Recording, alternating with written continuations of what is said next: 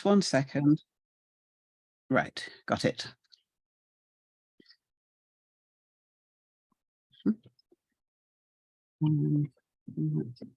Sorry, everybody, I'm just getting my text sorted.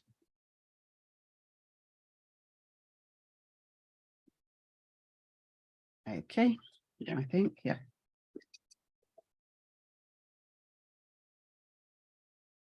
I think I'm too dark. Can you all see me okay? Excellent. I think I'm looking a bit dark and shaded, but it'll be fine, I'm sure, as long as you can hear me. And I keep losing control of my mouse. So got it? Got it. Okay, fine, thank you. Right, good evening, everyone. And I was just giving a thumbs up to my husband, who's just dug me out of a big hole because I logged on to speak to Maddie at 5:30 and everything went wrong and my laptop wouldn't work. And so I've just displaced my husband from his home office and feminism. Whoops. And borrowed his laptop with very unfamiliar camera and everything. So if I'm staring everywhere except at you, that's why. But anyway, we're here. I've managed to get online and I'm glad to see you all. As Maddie said, I had hoped to see you all face to face, but the tube strike put a stop to that.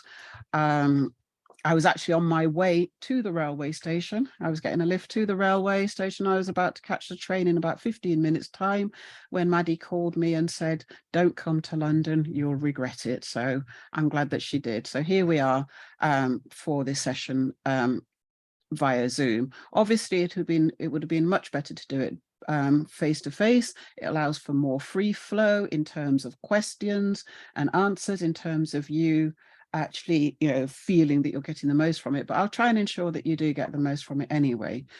So today, I was asked to speak on the fact that co-ops are a feminist issue, and why are they a feminist issue? So if I can control this mouse, I will move on to the next slide. So you've got my details there. I work for an organization called CASE, which stands for Cooperative and Social Enterprise, and it's based in Leicester. And we work with social businesses, with cooperatives, social enterprises, credit unions, community businesses that trade for a profit, but trade not entirely just for the profit, but to meet a central aim, ethical, environmental or social, in what they do. So the aims are at the heart of what they do. So that's what we do as CASE. That is our reason for existence. And I'm a co-director in that business. And the business itself is a cooperative, which is a very strong element of what we do. It's very important to us that we're a cooperative and have been for the last 40 years. So why this title? Why are co-ops a feminist issue? This title was actually suggested to me for the subject, for this presentation, and I've kind of like fitted what I'm doing into it, but I think it does fit. Co-ops are a feminist issue because I think it could be argued that life itself is a feminist issue. And, without, we don't want the violins to be playing away, but I feel that women do get a raw deal in all aspects of life. And there is an implicit assumption that men are the default in terms of life.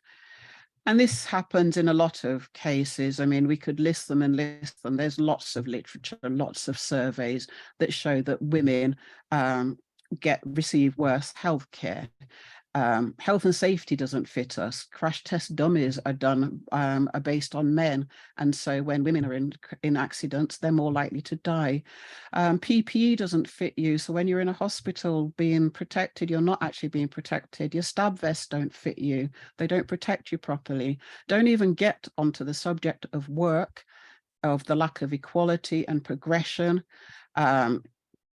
Which, despite the 1971 Equal Pay Act, we're about 60 years away from achieving equal pay if we're to continue at the rate that we're going at. Occupational health means that women suffer poorer health, working in nail bars, working with volatile fumes. Very few men work in nail bars, so women tend to get more respiratory illnesses from those kind of works. Pensions. In the old days, you had the option to pay what was called a married woman's stamp, which meant that you paid a lesser amount, but it meant that you got a lesser pension. Nowadays, there's the loss of contribution through time out. And so women get to the end of their working life and find that they've not paid enough contributions to get a full state pension, and so on and so on. So yes, it is, I feel that yes, it is a feminist issue. Life is a feminist issue in terms of what we have to deal with. So it's not going to be about, this isn't going to be a tirade about complaining about the hard times that we have, but I do want to, there will be some negativities, there will be some issues that we need to look at, but I also want to look at how we can deal with this positively. And I put this up just because I feel it undermines, it underlies what I'm saying. It's a bit of a joke, but it's also quite a serious joke in that women earn far less than men for the same work. And then if you're Black, you're going to earn even less again. And so you have, as women, we do not have that same recompense for our work that men do. And in discussing this with Polly initially, we both agreed that one of the most effective ways to grow an economy is by having more women invested in business. So we need to invest in women entrepreneurs. It's the smart thing to do, really. And I got these figures from a research that McKinsey, actually, from McKinsey research, which had been done in America. I don't know about you, but I cannot even imagine what $1 trillion looks like. It's an incomparable amount. I just cannot see what that looks like. But I can see enough to know that we are losing out big time by not having women in business. Women are deterred from setting up in business for so many different reasons. And we need to get more women into business because it just makes better communities. I mean, you can look at all of these figures and research and everything. If I was to just speak from the heart, I would say having women in business makes better communities, full stop. It just, women think more about community issues. They are more community minded when running businesses. It makes for a better society, makes for better communities, makes for better life all round for everybody, men and women. And so it just makes sense as far as I'm concerned. It also makes sense that women tend to choose the co-op model as the best way to meet their goals because it offers that kind of support, that encouragement, that nurturing of knowing that you're working together. It allows you to share creativity and to be economically active and work together and create sustainable community-based jobs. So it does make sense. And I will be coming on to, you know, how you set up a co-op in a while. Sorry, Dorothy, before you continue, I forgot to say if people have questions, you can ask at the end, but I think Rona's got a question for you. Do you mind me? Okay, yeah, sure. Says, I have a question. What about organizations that pay London living wage? Will they pay lower living wage for a female employee? I thought the living wage was a uniform rate across the genders. Right. So we have living rates. We have an Equal Pay Act, which says that women should be paid equally. None of that legislation actually means that women get paid equally. That is the issue. People find ways around it, and women do not get the same pay for the same work. And we could look into this in many different ways and find out why, but it does come to the fact that there is still a pay gap. There is still a gender pay gap. It doesn't matter the fact that the government says that there is an equal pay law or that there is a London waiting or whatever. When it comes down to it, people will find ways to pay women less. Often it's because it's not disclosed. I'll share an example with you, for instance. I'm as well as being a business advisor, I'm also a personnel officer. I'm a member of the Chartered Institute of Personnel and Development. And my friends know that, so they often come to me with with questions and issues. So a friend of mine was going on maternity leave a few years ago, and she came to me and she said, I've just the bloke who is taking over my job for the year that I'm away is going to be paid £7,000 a year more than me. Is this acceptable? And I said, no, it's totally unacceptable. How come he's covering your job for £7,000 more? Because when he came to interview, he said, if you expect me to do this job, I can't do it for this amount. I need £7,000 more. And my employer said, okay. And I said, well, I've got some very good news for you. And she said, what is it? And I said, you've just got an automatic £7,000 pay rise. Because he's agreed to pay your male comparator that £7,000, he now needs to make your salary. He now needs to add that £7,000 to your salary, or else he is in danger of ending up in court. So she went back to him, went back to the employer and told them that, and they gave her the £7,000. And that's just one example of how women end up earning less. People will argue and say, oh, it's because women don't. I've told that story before, and somebody said to me, oh, it's because she didn't ask. She didn't ask, he asked. And so it's not his fault. It's not the employer's fault. She didn't ask. No, that is not the issue. She shouldn't need to ask. If they advertise the job, say at 30,000, but then decided to pay him 37,000, that is not about her not asking. That is about them deciding that a man is worth more than a woman and deciding to pay that man more.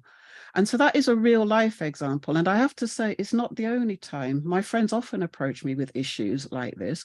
And that example that I gave you of my friend Helen is not the only time this has happened, where I've had to advise people and say, go back and argue in this way. Yes, Helen did get an automatic £7,000 pay rise, but she shouldn't have had to go through that.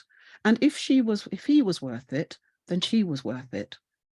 So why wasn't that worth recognized immediately? So that is a good question, Rona, and I do, it's the difference between what we're looking at here, is the difference between rhetoric and legislation and what actually happens in life. And I think there are two different things there. And it led me to ask this question, when does a majority become a minority? Because I was asked to talk to you about minority issues. And I'm like, but we're not minorities. I'm a majority. So are you. Women make up 51%, almost 52% of the world. We're a majority. And the global majority make up the majority of the world. That's why it's called the global majority. But we have been turned into the ethnic minority. So instead of being the global majority, we are defined as an ethnic minority. You might think I'm playing with semantics here, but it's very important, because it's important in terms of how we look at ourselves, how we address things, about when we go into business, how we hold ourselves, how you talk to a bank manager. You talk to a bank manager differently if you know that you're a majority, that you have that power, that you are a global majority, you're not an ethnic minority. It's these semantics, they matter. And so it was just something that I was musing on and thinking, how does a majority become a minority? How are we a majority, but we're talking about ourselves in a minority context?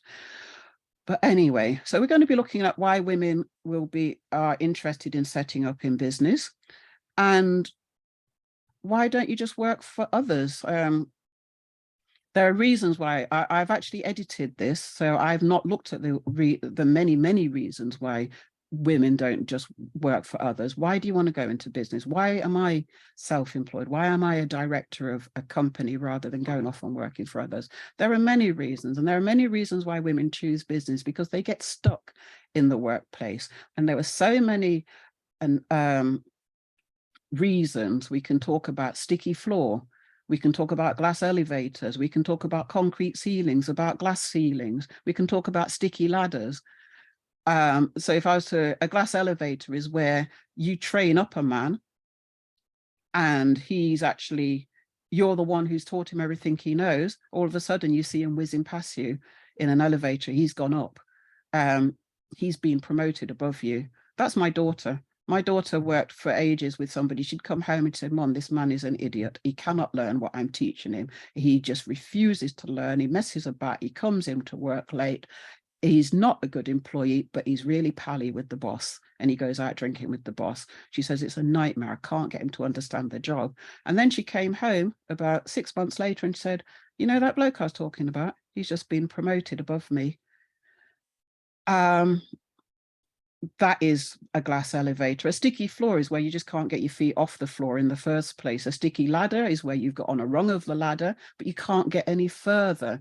A concrete ceiling is where you can't even see. A glass ceiling is where you can see that people are above you. You're a woman and you're stuck, but you can see that there is a level that you could rise to, but you can't get there. There's an invisible barrier. A concrete ceiling is where women of color can't even see that there is something that they can achieve, because that isn't even shown to them. So we can talk about a lot of these, about why women eventually decide and say, no, I'm not going to work for you anymore. I'm tired of this. I'm not working for you. I'm going to work for myself, because I ain't getting nowhere. My feet are stuck to this ground. Men are whizzing past me in glass elevators. I'm going to set up in business. And I put this cartoon in. It's something I've had from the 1980s. And it's a joke, but unfortunately, it's what happened. The story that I've just told you about Helen and not being paid right on her maternity leave is about similar to this. You know, people think, well, it's white male heterosexual men who need the money in life, isn't it? That's where we need to be. So yes, it's a joke, but it's not a joke really. So I don't want to talk at you. So if you do have questions, feed them through to Maddie, and Maddie can let me know. I can't see all of you. So if you raise your hand, I might not see. So it's probably best that you write it into the comments and get Maddie to relay them to me, because I don't want to just talk at you. I don't want you to think, oh, I've got something I want to respond to, but she's moved on and I can't do that now. So please do let Maddie know, and I will stop and answer your questions, like, you know, the very good question we just had from Rona. Actually, sorry, maybe Tamsin, do you want to read what you wrote, because it's quite really relevant to what we were saying? Oh yeah, sure. I was just responding to what you had said about the pay discrepancy, and the fact that this woman that you know had to challenge. She had to go back and ask for the extra 7,000, and I was making the point that pay transparency is really important for women's income, because often people don't even know. Like in that case, she was lucky, but this, I think that happens a lot, and people don't even know that the man that should be on their level is being paid more. So we can't challenge. People can't challenge what they don't know about. Exactly, thank you. And that is one of the reasons one of the ways that employers get away with paying men more, because we've been nurtured and conditioned cultured in this culture of ours to not talk about salaries. One of the most embarrassing things you can do, I mean, imagine going to a dinner and you sit around the table and go, I earn £45,000. How much do you earn? People don't do that. You don't talk about your salaries. And employers depend on that. They depend on you not talking in the canteen or in the restrooms about how much you earn, so they can get away with discriminatory practices. And the discrimination is usually towards men, not towards women. And one of the things that the government is supposed to be pushing for in terms of closing the gender pay gap is transparency in wages, because there's no reason why you should not know how much your co-workers earn, but there's been a great resistance to that.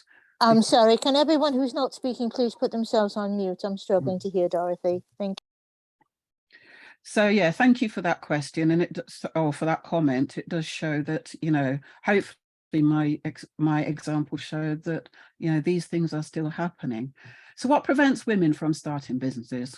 lots of things, including childcare, lack of adequate provision. Provision has actually worsened over the years instead of improved. Elder care. A lot of people find themselves at the point when they're ready to set up business, because it doesn't always come straight away. As a business advice agency, CASE finds that we work with people in their 30s onwards, mostly, not always, but we work with people who've had 10, 15, 20 years of working for others. And on one day they go, I don't want to do this anymore. I cannot do this anymore. I can do this better for myself. Why am I putting up with this when I know I could run my own business myself? But by the time you get there, you can find yourself part of that sandwich generation, as they're called, whereby you're sandwiched by home responsibilities, and on either side, you've got children that are still dependent on you, whilst at the same time, you're having to embrace elder care. You've got elder parents or family that you need to look after. And so that can be a huge issue. Women do not have the same access to finance. They do not get the same access to borrowing money from banks. Banks tend to not lend women the amount that they ask for. That is one thing. You'll go for 100,000. They'll go, now you only need 80,000. Or you'll go and they'll say, you're asking for too much. Your business is too big. You need to scale it down. It's too small. But if you scale it down, you might scale it down to a point where it can't work. That happens often. So women will find that they don't get that same access to finance. And also, if access to finance is based on you having assets, a lot of women do not have those assets. They do not have the guarantee to get the assets with which to guarantee a loan. So they don't have, they don't own houses. They don't have pension pots that they can use. They don't have that kind of money behind them. And so it restricts the access to finance. Women have been told again and again that they can't do it. And so they tend to disbelieve their abilities. Again, you have to accept that a lot of these are generalizations. I know there'll be somebody coming, sitting there thinking, well, I believe my abilities and I've had support from the men in my family and I've had access to finance. And I will say, fine. That happened, but you are perhaps an exception to the rule. But this is from many years of doing this job. This is what I'd say is the issue around getting women into business. Lack of support from men in their family is a huge, huge issue. And I won't even go there. I will, except to say, I can tell you so many stories of times when women have had their businesses scuppered because the men in their life have not wanted to see them grow and develop. And this is something, if you are working, I'm very sorry, I haven't asked who you all are and what capacity you're attending in this session in. But if you are attending as an advisor, as somebody who's working with women to help them to set up in business, one of the things that I would ask you to look at is the fact that if they do not have support from their families, and especially from the men in their families, they're practically doomed to failure. You need to get the men on board too. The men need to be there supporting the women. If they are not, it's going to make your job as a development officer, as an advisor, very, very difficult. I've lost count of the amount of businesses that I've lost because the men have basically subtly or otherwise not subtly undermined the women to make sure that they do not succeed. And that might sound like it's dramatic. And I say, yes, it is dramatic. I had one meeting where a woman arrived at the meeting with me. Her headscarf was all askew. She had mascara, tears down her face. Her clothes were all rumpled and she was very upset and obviously been crying. I said, what's the issue? And basically her husband had pulled her out of the taxi that was bringing her to the meeting with me, and he'd fought with her. And the only reason that she'd been able to come is that the taxi driver had gotten out and fought with her husband and pushed her into the taxi and driven off. And the issue was that her husband said, you are getting too independent. Ever since you started having these meetings with Dorothy, you're changing, you're becoming independent. You're not the woman I married. I don't want you to go into business because you're changing. And that's not the woman I married. I need you to be at home with the kids. I don't want you to be a businesswoman. That is one example, but I've had many others like that. So if I'm talking to you as an advisor, please do bear that in mind. Educational attainment may be poorer, not necessarily, but it may. Other reasons, lack of role models. Who do you know who's running a business? Who do you see doing that? Where's your support structure? Where do you get information from? What do the banks say about you? Oh, well, does your husband know you're doing this? Is it okay for you to be doing this? Oh, well, what about when you have children? Will you be able to fit this around the childcare, love? How are you going to pay me the money back? Oh, what about those PMT days? Are you going to be able to run your business? Every single one of those comments I have heard. Those, I didn't make any of those up, all for real. And you need to have female business advisors. There are very few female business advisors out there. You need to have advisors who understand what you're facing. What stops global majority women from starting businesses? All the same as women in general, plus racism. Oh, do people like you run business? Oh, we didn't know that Jamaicans ran businesses. You're very good at running, but you're not good at, running races, but you're not good at running businesses. There may be language barriers. There may be inappropriate services or advisors. There might not be a family tradition of business. There was not a family tradition in my business. There wasn't a tradition in my family. When I said I wanted to go into business, I had a lot of opposition from my parents, especially my mother, who had groomed me to be a professional. You know, I was the first person in the family to go to university to get a degree. I should be an accountant or sitting in a nice office having somebody pay me. The idea of being in business was very scary to her, and she tried to put blocks in my way because it just didn't fit the tradition and it didn't fit what she thought I should be doing. And if white women have find that they lack access to finance, then Black women certainly do, because Black women have even less money at their disposal than white women do. So these are the things that stop women from starting in business. So, and then when you have started business, you need nurturing support. Women need to be supported in business. And again, I'm talking to you, I don't know how I'm talking to you, and I do apologize for that, because I should have perhaps asked at the beginning, because that would make a difference. But I'm either talking to you as somebody who's just interested in this topic, as somebody who's interested in setting up in business, or as an advisor who's going to be advising others to be in business. If you're going into business, then make sure that you get that nurturing support. Make sure you're not left by yourself. If you're advising people, women into business, then make sure you provide that ongoing nurturing support for them. Make sure they're not alone. That's very, very important. I'd say that's one of the most important things. Running the business on a part-time basis around children can be an issue, but not a major one. You can do that, and lots of people do that nowadays. Childcare responsibilities, working around that can be an issue. Running the business from home, lack of time to develop it. Women get only a few minutes a day to themselves, and finding suitable employees might be a problem, especially getting men to work for you might be an issue. But all of these, I would argue that many of these things that we've been looking at, the lack of support structures, the restricted access to finance, you can get better access to finance by working together in a group as a cooperative. You can support each other in that business. You can support each other through elder care, childcare. You can work together to get the advice. You can, if somebody has a language barrier, there might be others within the organization who do not. So you can work together. So all of these things, you can, in a cooperative, you can work together to ensure that, yeah, somebody needs to finish at 3 in order to get their kids, but you don't need to. So you can work at the other end of the day. You can work things out so that everybody can contribute to the business, and that these are not hindrances. They are just things which exist, which you can get around, you can get over them. So what do women need? Empathy, understanding, the things you see on the screen, the things we've been talking about. We need to be trained to run business as well. Not everybody knows how to run a business. In fact, most people don't. You know, when I first started in business, age 22, 23, I knew absolutely nothing. I was wet behind the ears. I was completely green. I just knew that I had a passion for doing what I wanted to do. I didn't know how to do it.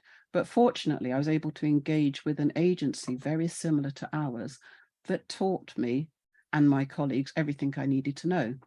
And so I now train others in it, but I do remember what it felt like 40 years ago not to know.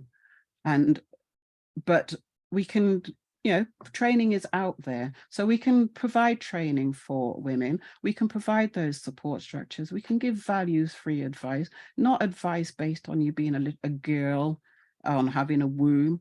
Whether you have a womb or not should not interfere with whether you can do a business. And you need to, as I said before, and I'll come back to, you do need that ongoing support and effective aftercare. You need reassurance and mentoring. Find yourself a mentor. If you're going into business, find yourself a mentor. Identify somebody who you respect, who is further along the route than you are, who has time and who will work with you to mentor you. I think this is essential, that you have this, that you have somebody else outside of your family, outside of your colleagues who you can talk with and who you can talk with about growth, development, the business, etc. I mentor 2 or 3 people at a time usually.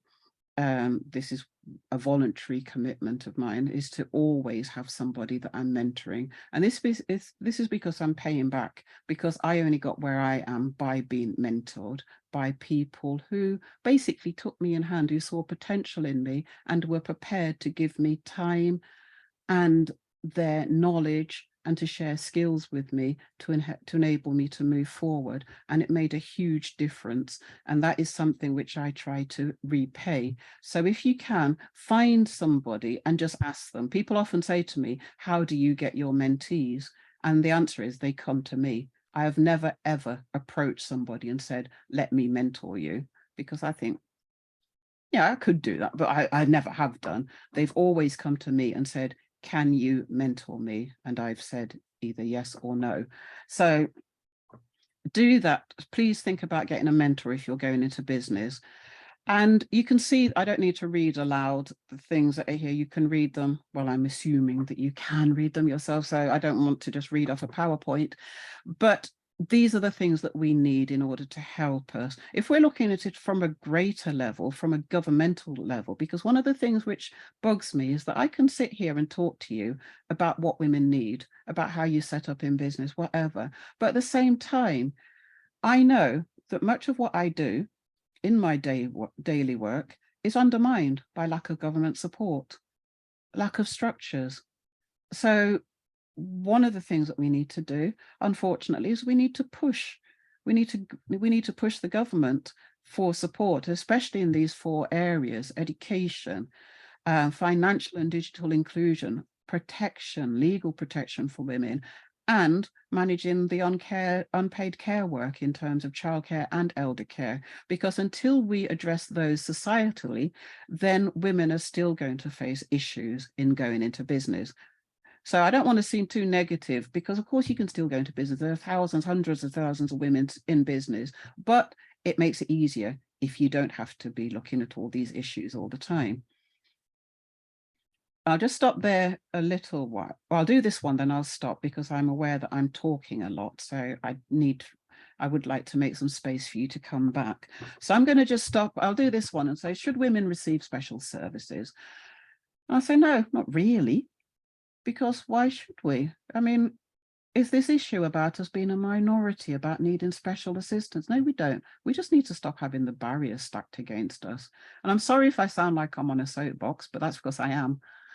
And I have been for like the last 40 years, and I'm a little tired that things do not change.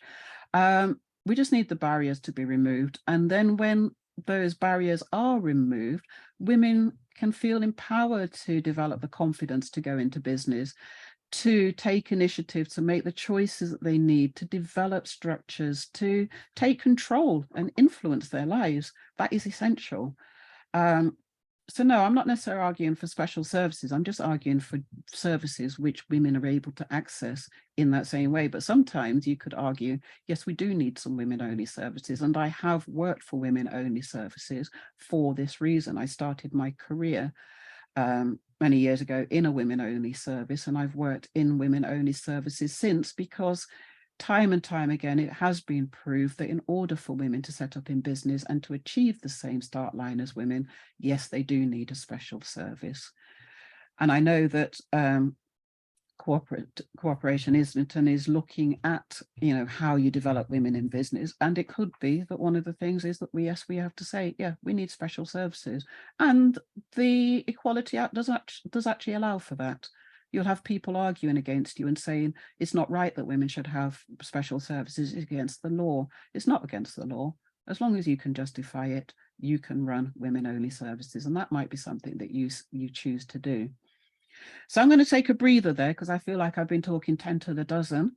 So let me just stop there and ask if there are any questions. So I'm looking at Maddie here. Yeah, I think someone raised their hand, but also Rona wrote earlier. Do you want to read your text, Rona, so I don't end up reading it for you? Yeah, no, I was just going back to what you were saying about the woman whose taxi driver fought off the husband because he was saying, you're not the woman I married. I wanted you to be a housewife. I don't want you to go into business, and I want you to change and evolve.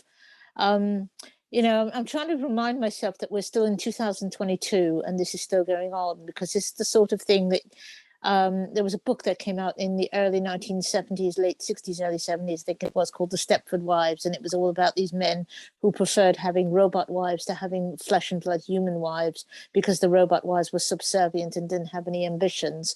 And this was written about, well, I don't think we're talking about 50 years ago. And to hear that story now is rather, it's not just shocking, it's kind of sickening and obscene that we haven't evolved in 50 years.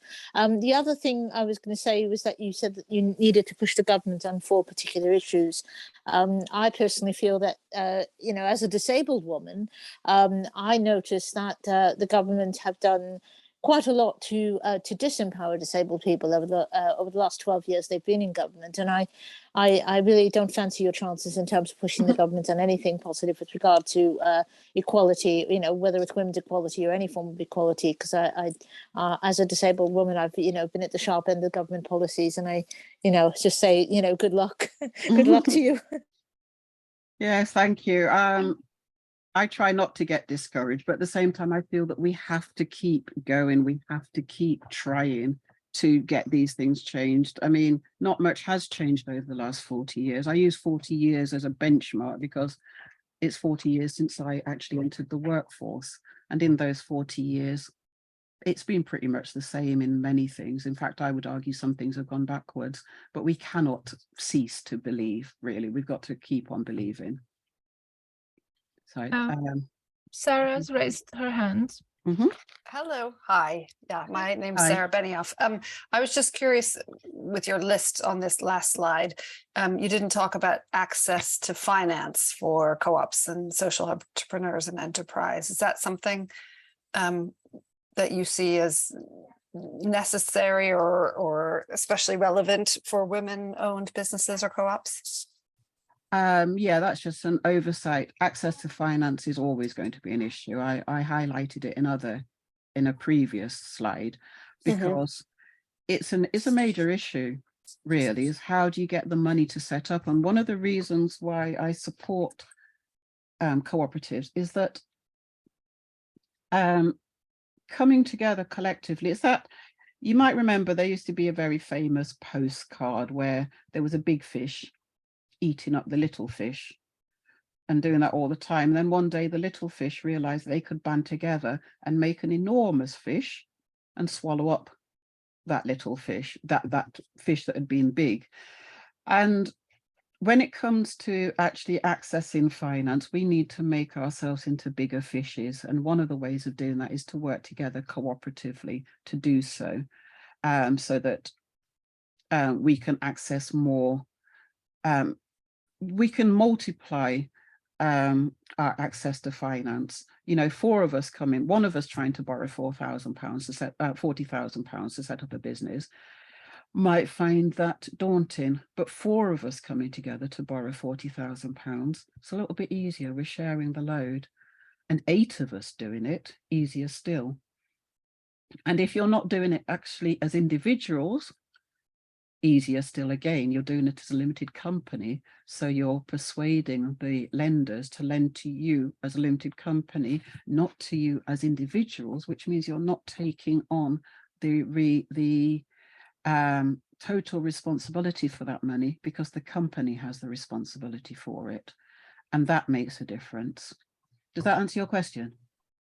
Yeah, it does. I was particularly curious about sort of finance for women owned or led or minoritized community owned or led businesses. Okay, thank you. Thank And you. I can see that Sheridan, is it? Yes, that's right. Had her hand up. Hi. I have a question about what you think about things like implicit bias training and stuff. So like, you know, these people who are giving money out, making assumptions about maybe like women of a certain age, that they're going to have children. Like, do you find it effective to try and train these people to get out of their implicit bias? Or do you think it's like just not possible and we just need to like try and get more women and people of color in these positions so that like, you know, there are fewer people with bad opinions trying to give money out? I think Sorry, people, I didn't actually hear the question at all. You spoke too quickly and there was a huge echo. shall I Can repeat ask the you- question? Yeah, could you please? I think the question is, do I feel that that people who give out money for training to address implicit bias are actually being effective? Can we change implicit bias, or do we just need more women and people of color in position? Was that your question, Sheridan? Yeah. My answer to that would be that I think that people can change their implicit biases. We can all change. And we have hopefully all done that in our lives. I know that I have. I know that I have had to teach myself to think differently about people, about situations, than, you know, that I have a different worldview than when I was much younger. And I think we should all be able to grow and develop in that way. Just because I'm Black, just because I'm a woman, just because I once was young, doesn't mean that I necessarily understand the issues of being young or being Black or a woman. I don't understand them all. And and there are others that I will not understand. I do not understand. I do not have a disability. So I don't understand that. But I do understand enough to be able to listen to people and to be able to say, let me have your viewpoint. Let me make room in my thoughts for your viewpoints. So I think we can change. If people want to change, they can. Now, if my daughter was here, I'd be interested to hear her answer. My daughter works in equality and diversity. Her job is to try and change organizations. I won't tell you who she's working for at the moment, but I will tell you that it's not working. It is not working. It's a major organization, and she comes home and she lives with me. And she comes home and she complains every day, and it's an uphill struggle. And I think there's perhaps sometimes a temptation to throw in the towel and think, I'm never, ever going to change this, but we will. Because if things didn't change, if people didn't change the way they think, then yes, we had to fight for it, but we wouldn't have the vote. I certainly wouldn't be talking to you as an equal. I'd be enslaved to you, to the majority, and to anybody white here. I'd be enslaved to you, and we'd still have little 5-year-olds going up chimneys, sweeping them because their tiny bodies fitted the chimneys better. So things do change. We have to have hope. If we do not have hope, we do not have life. And so in answer to your question, I think that implicit biases can be addressed if people want them to be addressed. They're not addressed because those who are in power don't want to give up power. If it means they don't understand that you can share without having to lose. That's the issue. Dorothy, thanks. I've got a question from Helen. Can I read that for you? Sure. Do you have data on the relative numbers and position of women in co-ops in the UK, and what might strengthen women further in co-ops? I do not. I try not to have this too data driven, but I know that you can get that from Cooperatives UK. So the federal body for the cooperative movement in this country is called Cooperatives UK. So if you search them, you'll find them online, and you'll find that they have that information. There are usually more women in cooperatives than men, and there are more women in cooperatively run businesses than in conventional businesses, for the reasons of support, of working together, for the fact that co-ops work better to empower women, which is something I'll come to in other slides. So unfortunately, I don't have any statistics to hand. I can provide statistics or I can guide you towards Co-operatives UK. Okay, thank you. Okay. And Rona wanted to say, Rona, do you want to read just to clarify something for us? Sorry, what did you want me to read? Oh, you just wrote about disabilities. Did you want to Oh, clarify? yeah. Dorothy said I don't have a disability, and according to the social model of disability, we don't have disabilities. We are disabled people because we're disabled by an unequal ableist society. So the phraseology is, some people prefer to say that they're a person with a disability, as in people first language, but that's actually saying that you are there's something wrong with you and you don't fit into society because you have an impairment, you have a disability. Whereas if you're a disabled person, you're disabled by an unequal society. If I'm in Sainsbury's and there's a mobility scooter and there's an induction loop, I'm not disabled because I can shop at the same sort of level and at the same pace as everyone who doesn't require a mobility scooter or an induction loop. But if there's no mobility scooter or induction loop, I'm disabled because I'm hard of hearing and I can't walk very well. So that access addresses my impairments to the point where I'm no longer a disabled person. I hope that makes sense. Basically, we're disabled by society's lack of access rather than having a disability. Okay, thank you, Rona. Thanks. And I think that thank you very much for that, Rona. And that is what I was talking about in terms of the fact that we always need to be able to listen and learn and change our biases, change our language, because language is, we have to listen to people who are affected by these issues and say, yes, okay, I understand that. It can be quite simple. I remember I stood up on we were holding a conference and I stood on this was in the early days of Somalis moving to Leicester.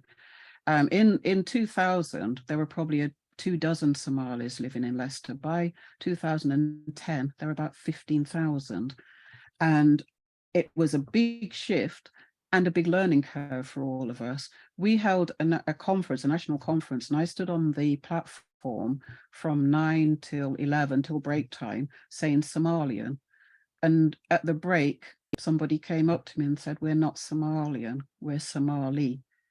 We do not identify Somalian, and it's cringe making every time you mention us as Somalian.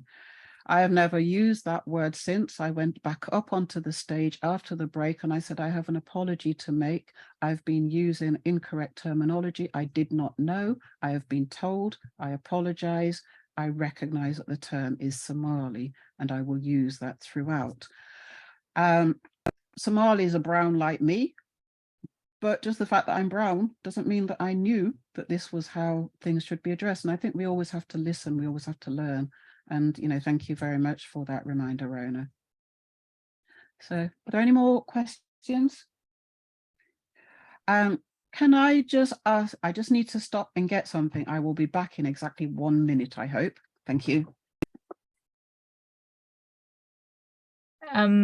Whilst we're waiting, maybe actually no, because Dorothy's not here to hear where everyone's calling from.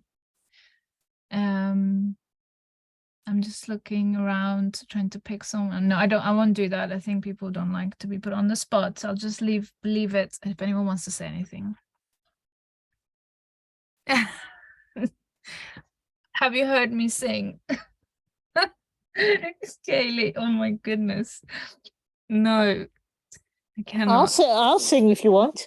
I can sing. Yes, you're a musician. Exactly. Yeah. Please go ahead. Da da da da da da da da da da da da bum bum bum bum bum bum da da da. You wanted hold music. No, that I'll just do something. I'll just sing a song that I know. Yeah. Oh gosh, what do I know that's a hold song? Songs that are on hold. No, I'll shut up. It's good that I didn't sing because I just realized I'm recording this call as well, so that would have been very bad. It would have been on the internet. At least you got a really nice voice, Rona. So I'm glad I didn't attempt that. Anyways, I think Sarah just went off for a bit. She'll come back. Dorothy is back. I'm back. Sorry about that. Actually, no worries, Dorothy. I think Olivia is asking if there is an agenda for the rest of the evening. In terms of a break or what's happening, I'm happy to be guided. I'd planned, I'm being a bit slower with the PowerPoint than I'd planned because I wanted to take you to a point where we had a discussion, but I think we've been holding the discussion as we go through. So my agenda is to talk to you about women in business, talk to you about setting up co-ops, allow you to ask questions and to take it from there. But let me know if there is anything that you want differently, or if you want, there are things which I'm not looking at. I'm very unfit. I've just ran up and down 2 flights of stairs and I'm out of breath. I live in a tall, thin house and I've just run down to the ground floor and then back to the top floor. And I think I need to take more exercise. Anyways, Olivia, sorry, not anyways to that, but I was referring to the question. She said she's happy with the speed and she just new to cooperatives and would like to know more. So I think maybe we can focus a bit more on that. Okay, I'll speed through then about that. Yeah, Rona has raised her hand. Yeah, can everyone who's not speaking just mute themselves? We started a co-op, myself and 2 other women started a co-op in May of this year, and what it was that I'm not that good at IT, and I've got short-term memory problems as well as the other mobility and hearing issues, and I'm not that great at IT. I think the vascular damage from the strokes that I've had have kind of affected the way my brain is wired or something. But I'm not the best when it comes to things like TikTok and things like that. I was struggling to post videos to Instagram, for example. So that wasn't my strength. My strength lay in getting work for the co-op, and I started to get work for the co-op, but it didn't really have the momentum that I would have liked. And we chose a lovely mentor. We had a fantastic mentoring meeting. We do actually have somebody kind of helping to nurture us. And one of the members has dropped out already for health reasons. So we're kind of at a crossroads. So I mean, I'd like to see it continue. I'd like to start sort of building on what we started and so on. But I'm being made to feel the business partner that I still have in the co-op is kind of making me feel as if I'm not pulling my weight because I'm not that great at IT. And I was trying to explain to her that my strength is in getting jobs, in getting work, and networking, and building relationships. And she was saying, "Oh no, I taught myself TikTok. I taught myself IT. You should be able to do the same." And she's on the autism spectrum, and I don't know whether that's affecting how she views me or how she views my capabilities. But I felt quite empowered when we got our first job, and then when our second job and third job, and now it's kind of all falling apart. So, but I would like to sort of continue with our mentoring sessions and continue trying to sort of get new people involved in the co-op. So I'm at a bit of a crossroads, basically. Okay, you've raised many pertinent issues there, Rona, one of which is just because you're all women and working together doesn't mean it's all going to work. That's one thing. Another one is that we need to build skills within cooperatives, and we need to make sure that if we don't have a skill, we've got somebody else who has it. So maybe recruit new people and develop those skills. It also shows that we need space for compassion and understanding within cooperatives, just like in any other sphere. And just because somebody else did it doesn't mean that you can. Somebody might teach themselves web designing. Doesn't mean that another person can. There are lots of issues. Just because you're in a co-op, it doesn't mean it works. that is one of the things which can be very disappointing to people, in that they go, but it's a co-op. It's about ownership and control and democracy and equality and equity and women working together. It should all work. And it doesn't, because we're people, and their issues and their processes and systems. And if those processes and systems are not in place, then it's not going to work anyway. So this is important, and hopefully I'll come on to this in a bit later. But thank you very much for that, Rona. When I talk to, so we've talked about lots of issues about why don't women go into business, what are the issues, etc. How can co-ops address this? And what is a co-op anyway? Because we haven't actually talked about what a co-op is yet. And when I was discussing this with Polly some weeks ago, she said, I've heard you give your story before. Can you put your story in it, please? Can you say how you got into co-ops? Because sometimes you can be talking about co-ops lots and lots, but you need something personalized to let people know what you're talking about. So I said, okay, don't always like talking about me, but I'm going to talk about me for the next 5 or so minutes. How did I get into co-ops? I've worked in co-ops for the last 40 years. For most of my, in fact, since I left uni, the only work that I've done is within that cooperative field. And what drew me to it? I think what drew me to it is our logo, our slogan at work. At CASE, our slogan is change the way you work, because so many people have come to us over the years and said, we like what we do, but we don't like the way we do it. We want to change the way we work. There must be another way to work. There must be a way to work which is inclusive, which has everybody on board, which allows you to share ideas, to share in the work and the profits, to take control. And we'll say, yeah, you're talking about a co-op. So change the way you work is our motto. And it also sums up how I got into co-ops. So to talk about why I got into co-op movements, you need to go back to the 1980. So we're 1980 here. I'm 19 years old, fresh-faced, working for Post Office Telecommunications, commonly known as the GPO, soon to become British Telecom. Great job for a little black girl from a council estate, first generation immigrant, job for life. That's what it was called. Very paternalistic company, reasonably paid, far cry from the work that my parents did in a car factory and as a cleaner. And I was told I was lucky, and perhaps I was, but I knew that had to be another way to work. I was 19 and I just knew I couldn't work that way for the rest of my life. There had to be something else, but I didn't know what it was. There was just this nagging feeling all the time that there had to be another way to work. It wasn't horrible working for the GPO. It was a lovely company in a way. Eileen, who trained me up, started work there at 15 and finished at 60. It was that kind of company. But I knew that I did not want that. I knew I wanted ownership, control, a sense of worth. I wanted to work in a democratic way. I wanted a fair return on labor. I wanted a feeling of doing good, of making a change.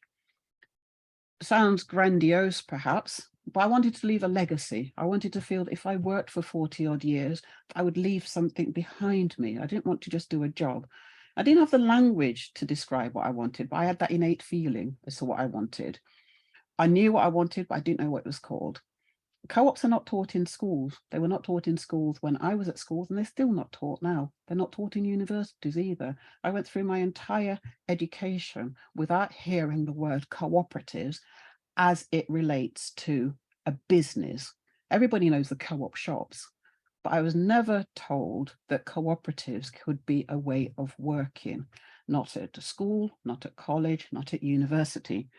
Nobody ever offered it as an alternative career choice. So I left the GPO to the horror of my manager, who couldn't believe that I was leaving what she called a job for life to go off and live for 3 years on a grant. You know, who remembers grants? Hey, that's a whole nother thing. I finished uni. I did an English language and literature degree. So great for quoting Shakespeare, perhaps not so great for many other things. Finished uni, and I still had this feeling that I wanted to do some good in society. So I was about to embark on a postgraduate social work course at the University of Warwick to get an MA and also to become a social worker on the same course, when I was approached by some friends and they asked me to set up a book, to help them to set up a book selling business. They knew that I love books. They knew that I had an English degree. They wanted me on board. And I said, well, I understand about books. Yep, that's fine. And they said, oh, and by the way, we're going to do it as a co-op. And I said, what is a cooperative? What is it? What does it mean? And they explained it to me. And it was like a light bulb came on in my head. It was a real light bulb moment. I think I actually went a little bit dizzy when I realized that it was possible to work this way, and that co-ops crystallized everything I'd been looking for so many years. And I was also a little bit angry that nobody had ever told me that this existed. It was just by sheer chance that these friends came along and said, would you help us to set up this business? So to cut long story short, I deferred my university place for a year to join the workers co-op. We received help from Coventry CDA. I lived in Coventry at the time, and Coventry Cooperative Development Agency helped us to get the skills, the knowledge, the expertise that we needed to run a business. They taught us about business plans, cash flows, etc. They gave us a grant to visit bookstores everywhere else, including Sister Wright in Islington, and the name has just gone, a bookshop on Seven Sisters Road, and to go to Finsbury Park, to see independent bookshops there, to come to Leicester, where I now live, to see Raddle and Blackthorn, to go to Birmingham, to Harriet Tubman, to Milton Keynes. So we learnt a lot very quickly. I deferred my place for a year. I actually never picked up my place at university. I never went. And you know, the rest is history. 40 years on, I'm still here in the co-op movement. And why? I think for me, it's all because it's about ownership and control. Those are very important things for women. If somebody asks me why I work in co-ops, I will always give them those same words. It's about ownership. It's about control. These things are important to me, very much so, as a woman of color, as a woman, as a working class person. It's important that I can control my life through controlling my work. It's about an ability to make change. And especially in the early days, we're talking about the early 80s here, where else was I going to get a job where people would listen to a young, Black, feminist, Pan-African, working class voice? It's just not, that wasn't available to me elsewhere. An example of why I like working in cooperatives is that shortly after I joined the organization I work for, I was still quite young. I was in my 20s. I came here for 2 years and stuck about I've now been here for 30 plus. I came here en route to Sheffield. I wanted to live in the independent Republic of Sheffield in the 80s. Those of you who are old enough will remember what Sheffield was like. And that's where I was headed, but Leicester got its hooks into me. 4 years on, I realized that our organization was quite sick. We were a cooperative, but as I said earlier, in response to, I think it was to Rona's question, just because you're cooperative doesn't mean that things work, doesn't make things right. We were not working well. We were quite a sick organization. We had a high churn rate, a high turnover. We had high sickness levels, poor productivity, disenchantment. And this needed to change. And I sat down and I looked at it and I worked out a plan. And I said to I wrote it up and I put it to my colleagues and I said, I'd like you to consider this. We worked a 37-hour week. I proposed that we reduce our working week to 35. We had 4 weeks a year holiday. I suggested that we increase it to 5 weeks a year. So simultaneously, I was taking our working week down whilst increasing our holidays, but I did sums, calculations, and I said, this is going to improve our productivity. It's going to reduce our turnover. It's going to make us a better organization. And they said, okay, let's try it. And they took it on board for a year's trial. At the end of the year, my calculations were proved correct. And we never went back to the old way of working. The reason why I use that example is to show that I was able to do that as a young person coming into the organization, into an established organization. I could say, let's look at things differently. which I don't think I would have had that in other organizations. Other organizations allow you a suggestion scheme, you know, put this in the box and say how we can do things better, but not that level of ownership and control over what you do. And over the years, I did a number of other things. I'm very interested in how organizations work. I changed our organization, moved it away from a completely flat structure, which a lot of cooperatives operate under. And in fact, our organization has gone back to that. So we moved away from being completely flat. We've now got, and wage parity, and we've now gone back to being completely flat with wage parity. But at that point, when we moved away from it, it was the right thing for us. I also introduced the idea of a manager. We'd not had a manager before. Again, now we do not have a manager, but for years we had a manager and a CEO. I introduced that. I introduced management by objectives. I introduced an appraisal system, a training and development program. For me, those were reasons for working in the co-op, because I had that ability to take things on board and to challenge and change where I work. For me, this is a feminist issue. It's about control. It's a voice. It's about affecting change. It's about what's essential for me, both in work and life. My work is not separate from my life, and my politics reflect my cooperative background, my cooperative ethics, ideals. And it's important to me that those ideals, values, principles, ethics are in my work and in my family life, religious life, everything. And why a co-op? Because it allows me to be who I am. I've had 2 children whilst I've been working for my organization.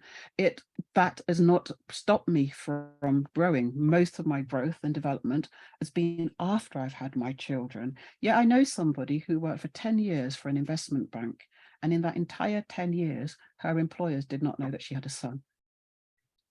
She never mentioned her son at work. She kept him a secret for 10 years. She had a plan that she would work for 10 years for that investment bank, because in that 10 years, she'd probably earn more than you and I would earn in 20, 30 years. So she sucked it up, because that 10 years was going to set her up for the rest of her life. But she said, if they ever knew I had a child, I would never be given the assignments, not the big money assignments. That would go to the men. I would never be given a promotion. She said, I've seen other women sidelined and pushed out of the organization because they had children. And so she said, I had my son before I joined, but they did not know. And for 10 years, she did not tell them. That is not a feminist way of working. That is not a way which is inclusive, which takes on board the whole person and allows them to bring themselves to work. So in answer to the question why I'm in a co-op, hopefully that answers it. Holly said, yeah, can you tell them what attracted you to a co-op, why you work in a co-op, why you're passionate about it? I'm passionate about co-ops because I think they work. I think they offer supportive structures to women. They allow you to change your neighborhood. They allow you to say, why isn't there a nursery? Can we set up a nursery? How can we go about doing that? That is what co-ops do, essentially. And I'm now going to share with you the words of a very a strong feminist, a philosopher, someone who, to me, this is a socialist manifesto. This is not a song. This is a socialist manifesto to live your life by. You know, I'm being a little bit facetious here, sharing with you 9 to 5 by Dolly Parton, but look at the words. Look at what she's saying. Is that a way to make a living? You know, is that what you want? You know, how do you get by? How do you get up the ladder? How do you stop, you know, that we've talked about sticky rungs of the ladder. How do you get that ladder? How do you get to your dreams without them being shattered? So yeah, a little bit facetious, but whenever I think of 9 to 5, I just think that is a socialist and feminist manifesto that she's singing there, not just a earworm. I know that I'm going to put that in your heads for the rest of the night now, because you can't hear 9 to 5 without singing it, and it sticks in your head. You do deserve that fat promotion. You do deserve to be able to move ahead. You deserve to have dreams without seeing them shattered. For me, one of the reasons why I wanted to work in a co-op was that working for BT, our our trade union reps would go to the managers at each year and say, we need a pay rise. And they'd say, and after lots of to-ing and fro-ins, the reps would come back and say, we've got 2%, suggest you accept it. And we'd accept that 2% and think, okay, that's fine, that's all they can afford. And then you'd turn on Radio 4 the next day and you'd hear, and British Telecom has made so many billions pounds of profit, which equates to however much per minute. And you'd think, I made that profit. Me and my colleagues made that profit. Me, the other telephonist, the engineers, the cleaner, we made that profit. Why is that profit not coming to us? Why is it going to some outside shareholders who don't even work in the business? All that's happened is they had money to be able to invest in the business. We invest our time, our energy, our skills, our effort, but we don't get that. And as a 19-year-old, that was one of the things that was bugging me. It was like, how do you get through this? How do you get the money? How do you stop putting the money in his wallet and get the money into yours? How do you distribute that money? And I just thought, I cannot keep working somewhere where I put in the labor and somebody else takes that credit. And for me, that's a reason for going into co-ops. And so, yeah, Dolly Parton just hits the nail on the head here for me. So what is a co-op? It's a group of people who come together voluntarily. It's an autonomous organization.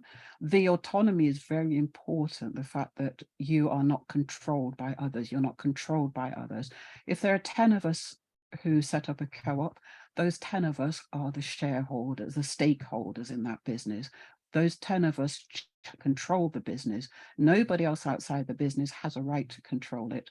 I work intensively and extensively with people to set up their enterprises.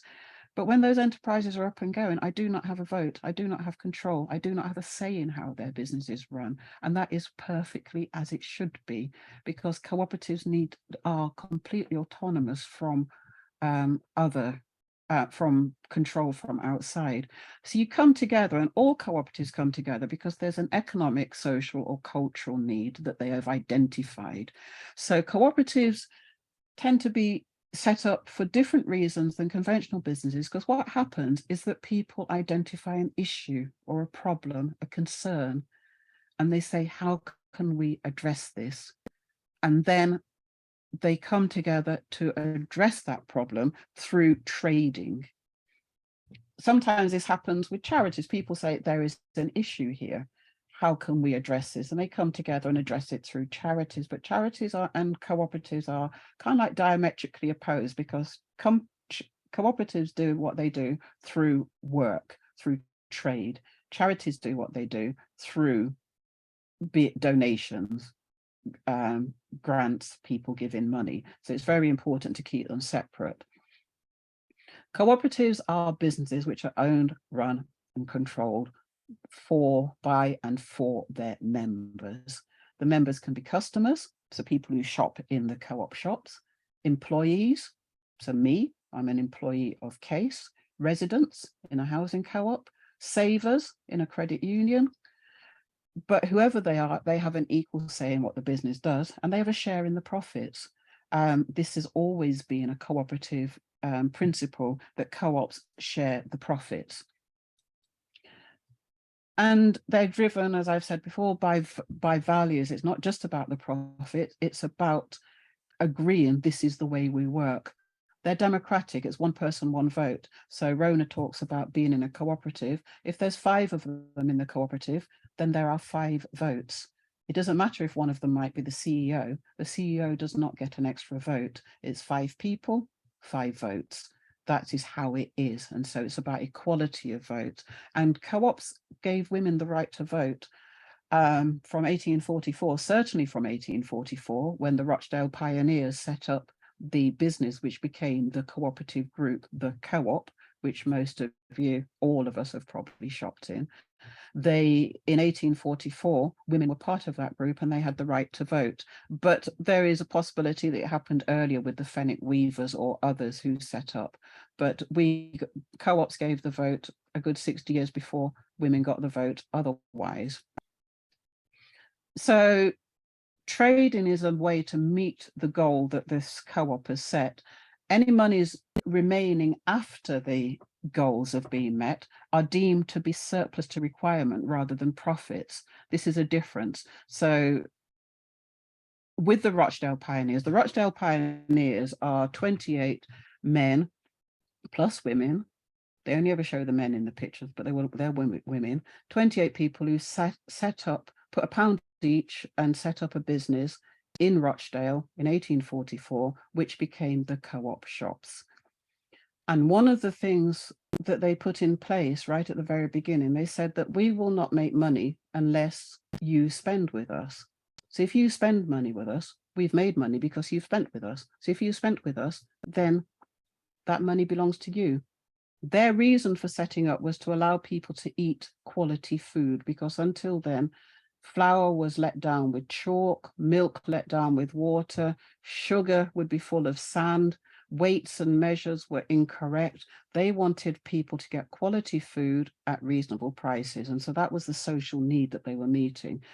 After they'd met that need, if there was money left over, that money was deemed to be surplus to requirements and belonged to the people who had shopped with them. So that's the famous co-op divvy, the dividend. It's giving that back to the community. And that has happened since 1844 and still continues. I shop with the co-op, I'm a member of the co-op. At the end of each, in fact, every 6 months, I get a share of the profits. Every June, every December, I get a share of the profits as a return from spending there. So if I spend £1,000, I'll get an amount, a return commensurate to £1,000. If I spend £100, I'll get a return commensurate to £100, but I get a return on that profit. This is a very important principle. Not all co-ops share the profits or the surplus. If we have surplus at the end of the year, we being Case, we put it into our reserves to ensure the continuation of the business. So we do not actually do a profit share at the end of the year, but we have the right to do a profit share if we wish. So this is very important. These are the principles of being a co-op. It's about open and voluntary membership. Anybody can join. This is important. It was important in 1844. It's still important now that everybody has that right to join. Women could join in 1844. Revolutionary. You know, it was a voting organization. It was a financial and trading organization, but women were given that open and voluntary membership. Absolutely groundbreaking at the time. People often do not realize just how striking it was. We've mentioned the one person, one vote, one member, one vote. That is a standard rule. Everybody takes part economically. It's autonomous and independent from any other organization. So Case can work to set up a co-op, but we can't control it. All co-ops promote education, training, and information. If you look above your local cooperative shop, if you've got an old co-op, one which was set up in like the 19th century or early 20th century on your high street, have a look at the first floor, because they'll nearly always have a first floor. And that first floor will have been the training room. That will have been the education room, because co-ops have always been about promoting education. And they would have had a school above the shop where people, working class people, could go read newspapers, read books, learn to read, learn to write, etc. And so that principle still prevails. Cooperation amongst cooperatives is essential. When we wanted to set up our bookshop in the early 80s, and we said, we're passionate about book selling, but we don't know how to do it, how can we learn? They said, go and ask others. Well, actually, what my development officer said to me was Principle 6. And I said, pardon? He said, Principle 6. And I said, can you explain? He says, Principle 6 is cooperation amongst cooperatives. Go and ask Sister Wright in Islington. They'll tell you. Go and ask Vogel Overture, I think they were called at the time. They will tell you. Go and ask Harriet Tubman in Birmingham. And I said, why will they tell us? And they said, they'll tell you because they're all cooperatives and they operate under Principle 6, cooperation amongst cooperatives. And that was the case. We had so much input, help, advice, and assistance from other cooperatives. They helped us so much. They fed us. We came to Seven Sisters Road and stayed there for 3 days whilst they gave us so much information, put us up, fed us. And yet when we returned to Coventry, every once in a while, something would drop through the letterbox. We thought you ought to know this. Here's a bit of information we forgot to tell you. Principle 6, cooperation amongst cooperatives, was one of the things that attracted me to co-ops and showed to me why it was a movement that I belonged in. And concern for community is essential, community and environment. These are the 7 principles, and these are underpinned by values of self-help, responsibility, democracy, equity, equality, common ownership of assets. So in a co-op, I've worked for Case for many, many years, but if I was to leave tomorrow, I cannot actually take the assets of Case with me because they do not belong to me. They are mine to use whilst I work there, but they do not belong to me. I am not a shareholder in those. I hold those assets in stewardship. I hold the cooperative in stewardship. The co-op does not belong to me. The co-op belongs to the community. The co-op belongs to the aim that it was set up for. So these are all very important principles. So let me just briefly stop there because I'm aware that I'm talking a lot. Are there any questions? There actually are. I think there's a question from Sylvia asking, do you happen to know whether the co-op feminist principle is alive in Mondragon? Is that how you say it, in Spain? One would hope it would. I mean, Mondragon is a great example and one which is often quoted because it is so large. It has lasted for so many years. It's a huge corporation and it shows that cooperation works. One would hope that the cooperative feminist principles are strong there because it employs an awful lot of women, and you'd hope that women feel that they have that equity, that equality. I cannot speak for it because unfortunately, despite being 40 years in the movement, I've yet to go to Mondragon, so I can't speak for it kind of like from personal experience, but I know that Mondragon has an excellent reputation for all that it does, and so I would hope that the answer to that question is yes. So I'm sorry if that's a bit woolly, but that's all I can say. Okay, thank you. There's a question from Rona. Do you want to ask that, Rona? Yeah, I was wondering what would be the we had the co-op that I'm involved in. There've been 3 jobs, and we had a startup grant given to us by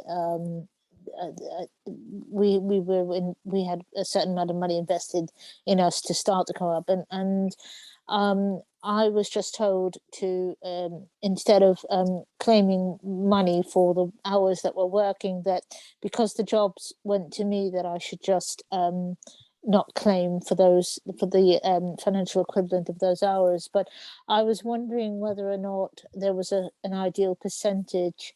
For example, if we get a job and someone gets paid £300 for that job, what percentage of that £300 should go back into business running costs?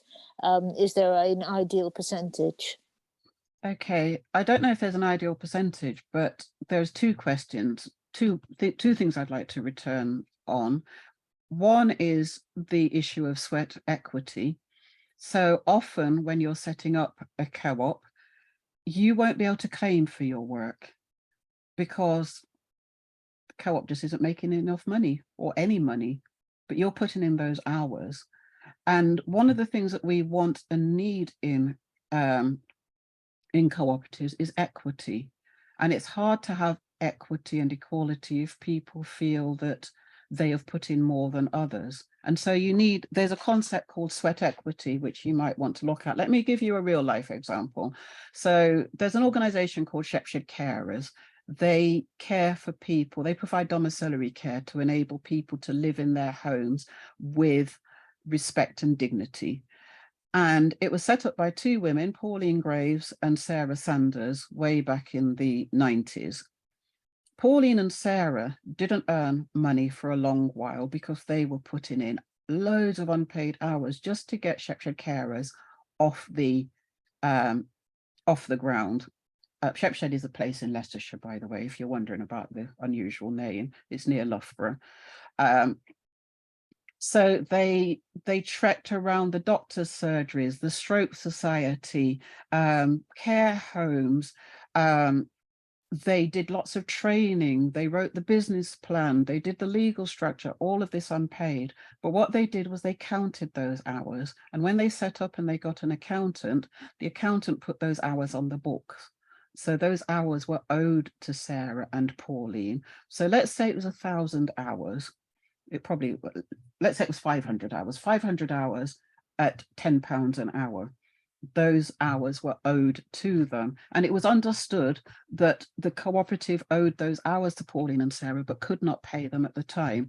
But it was understood that they would pay them. And once they were paid, they would be struck off the records. And Pauline and Sarah, despite being the co-founders, would be on exactly the same footing as everybody else within the co-op. That's very important, because sometimes if it doesn't happen, then certain people will feel, well, that's not fair. Why has Rona got the same vote as me? It's one person, one vote. Rona only joined last year. I've been here for 5 years. I put in all that sweated labor. I didn't get it back. It's very important to get rid of that sweat equity. And so for Shepshed carers, I think it took them about 5 years to get rid of that sweat equity off the account books, but it was an actual account. It's seen as a director's loan. It was owed to the directors, even though it wasn't actual money put in, but it was something that owed to them. Your second bit about is there a percentage? It's for my co-op. I'm employed by case, but we have a hybrid system. I'm employed by case, but we also do self-employed work. But if that self-employed work comes as a result of being associated with the case, then we pay some money in, and our percentage is 10%. So 10% of what I earn goes into the collective pot to enable it to continue.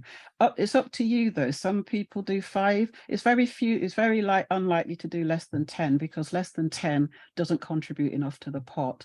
10, 15, 20, but it's up to you really as to what you give. Shepshed carers, when they first set up, they were set up in a different structure than they have now. And they charge £5 an hour. You have to bear in mind that this was 1993. It wasn't great rates even then, but they charged £5 an hour. And of that, the carer kept £4 and Shepshed carers received £1. So you can see their cut was 20% going into Shepshed carers. So there is no ideal rate, Rona. It's what you decide. And that's the thing about cooperatives. They work on what you decide. You have values, you have principles, you have things that you agree to, but your internal working rules are very much up to you. Nobody else can decide for you. Only you can decide, because only you are living it. Okay, so hopefully that answers that. And if you didn't know about sweat equity before, that's hopefully something, it's something which you can actually build into your cooperative and give a value to it. You can attach a value to it. You can put it on the books as a director's loan, and you can have that repaid to the directors at a later date when the cooperative is able to afford it, and then you can wipe that off the record. So Sarah and Pauline had after that 5 years, they had no more say or ownership of the company than somebody who only started 2 years ago. That's a really good response. It was really comprehensive response. The person who was mentoring us, the agent who was mentoring us, and our business manager didn't say anything to us about sweat equity. They just said that whatever the profit is, just work those hours in lieu of the profit, and they didn't say anything about sweat equity. This is the first I've heard of it. So I'll go back to them and talk to them about sweat equity and see whether that's something that could be worked into our business model. Thank you very much. Hopefully so. It's not fair to expect people just to put in unpaid hours. Just because you're setting up a co-op, just because it's sisterhood, just because you're working with your sisters, with your fellow members to set it up, it does not mean you should be exploited. Cooperatives are not about being exploited. They're about the exact opposite. And if you're owed, you should be repaid it. So that's very important. So co-ops are about people, planet, profit. It's about sustainability. It's about businesses for stakeholders, not shareholders. In a cooperative, you're deemed to be a stakeholder. I'm not a shareholder of case. I do not hold a share. I hold a voice. I hold a vote. I do not hold a share. I'm not a shareholder. I do not own the company. As I've said to you before, if I leave tomorrow, I take nothing with me. I do not have a right to take anything with me. I have a right to be paid well when I'm here. I have a right to share the profits when I'm here. I have a right to use the computer, the equipment whilst I'm here. I do not have a right to take it with me. I do not have a share in that company. I do have a stake in it, and that's very important. It ensures that co-ops maintain, that they continue, that they grow, that they go on beyond the life of the people in them, which is very important. CASE is celebrating its 40th birthday in a couple of weeks' time. We're having an event.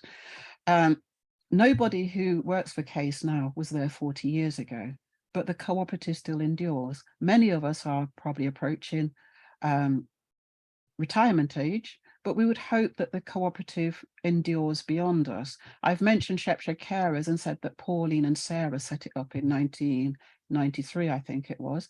Neither Pauline and Sarah are there anymore. Pauline, unfortunately, sadly died a few years ago. Sarah retired at the beginning of this year. But Shropshire Carers still continues. So when you have it for stakeholders, not shareholders, that enables that business to continue. One of the most famous examples, when people ask, do co-ops work? Do they have endurance? Can they endure? Then I say, well, look at John Lewis. The original Mr. John Lewis, way back over 100 years ago, realized that most family businesses do not succeed beyond the second generation. They tend to collapse after that. You run a corner shop, you work night and day, you never take any holidays, you send your kids to good schools, they become accountants, doctors, solicitors, engineers. They don't want to run a small corner shop when you retire. So sometimes they only last one generation before collapsing. Maybe if you're lucky, you get the second generation in, but the third generation, they don't want to do it. John Lewis wasn't running a small corner shop. Even then, his business was very large, very profitable. But he knew that if left to its own devices, if left to his family, it would collapse. So he made the decision, quite a stunning decision, not to leave the business to his family, but to leave the business to its employees for the rest of history. So the John Lewis is owned by the people who work in John Lewis. They are partners within John Lewis. They share the profits of that. They are the ones who make the decision. And that decision by the original John Lewis allowed that business to continue into the future. That's a very good example of it being held by the stakeholders, not by shareholders. So why should you set up a co-op? For the support, because then you don't have to do everything by yourself. You don't have to wear every single hat, putting them on and off all the time. Marketing, finance, social media. You can say, okay, Sheridan, you're doing the social media. Maddie, you're on finance. Rona, you do marketing. Dorothy, you do HR. And that's how it is in our cooperative. I do not do what I'm not good at. I've already said to you, I'm an HR specialist. I work on structures. I do legal structures. I'm a mentor. I do not do what I am not good at. So not having to do everything yourself is a good thing. Not having to fight alone every day is a good thing. Being in business is lonely. It's difficult. And it's hard by yourself, and it's particularly hard for women. So not having to be alone, having a stake in your work, having that personal ownership is important. Pooling your knowledge. So Rona gave an example earlier of what would perhaps could be conceived as to be a skills gap in her organization. But you can pool your knowledge and you can build and gain skills. You can train each other. You can have peer training. Peer training is very important. A lot of what I've learned on the job from my colleagues. I haven't necessarily learned it from a college or elsewhere. As we've discussed before, and somebody asked a question about finance, borrowing can be much easier as a group. And there are certain lenders that will only lend to cooperatives and social businesses, and so it can benefit you there. Cooperative and community finance will only lend to you if you're a cooperative. I've put that you can shrug off one of the coats of armor that we wear each day. I feel that we have to armor ourselves to go into the workplace. I certainly do. And it helps for me to work in a co-op to know that I can take off some of that armor. I know that I'm working with people who are like-minded, who share my ethics, my values, my principles, my ideals. And I don't have to worry about that. I have to worry about other things, but I don't have to worry about whether or not I'm going to suddenly be attacked by somebody I work with, which has happened to me before in the workplace, when you take off that coat of armor and then all of a sudden somebody attacks you and you think, oh my God, I had no idea you thought that way. Can be popular with people of color because, again, you can work with people who understand you implicitly. You're not always having to explain what it feels like to be Black or why this matters. You can just slip into it. But I'm not necessarily arguing for us, any of us, to be in enclaves. The co-op that I work in is male and female. I'm the only person of color there. I'm not arguing for enclaves, but what I'm saying is that actually I feel comfortable in my co-op. I feel that I can be supported politically, socially, and otherwise in my co-op.